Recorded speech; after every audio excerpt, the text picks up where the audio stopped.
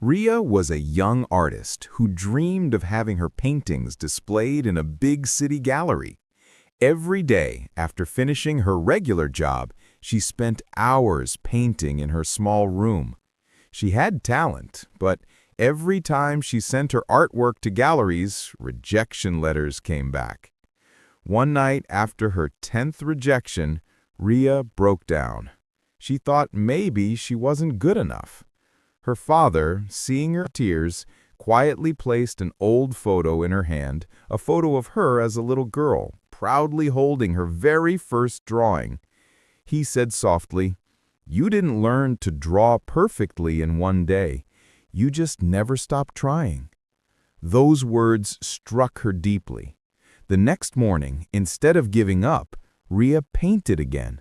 But this time, she painted straight from her heart, not for approval. She created a piece called The Storm and the Sun, representing her struggles and hope. When she submitted it to a new art exhibition, she didn't expect much. But a month later, she got a call. Her painting had been chosen as the centerpiece of the show. That moment changed everything. Riya realized success doesn't come from talent alone. It comes from not quitting one try before the miracle happens.